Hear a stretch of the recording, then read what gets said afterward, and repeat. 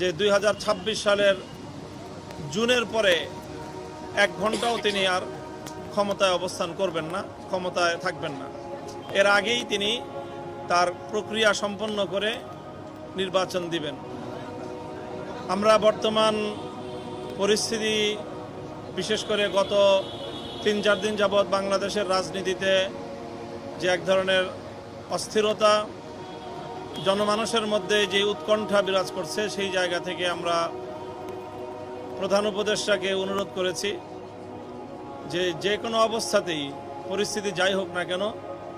তিনি যেন মাঝপথে হাল ছেড়ে না দেন। প্রধান উপদেষ্টা আমাদেরকে এ ব্যাপারে আশ্বস্ত করেছেন যে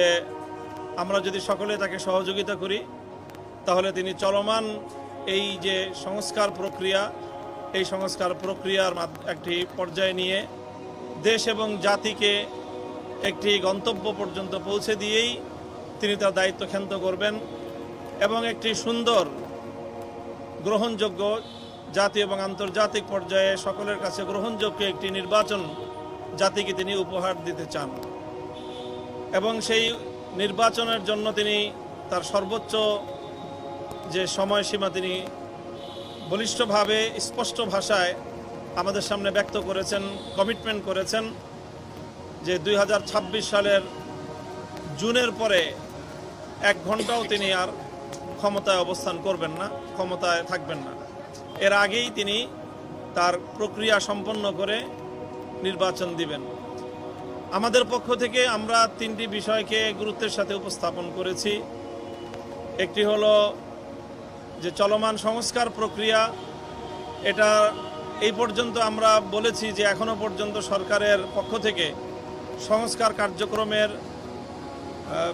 কাঙ্ক্ষিত মানের কোনো অগ্রগতি আমরা দেখতে পাইনি। এই বিষয়টা আমরা আমাদের উদ্বেগের কথা জানিয়েছি যে এইভাবে অনিশ্চিত গন্তব্যের দিকে যাওয়া ঠিক নয়,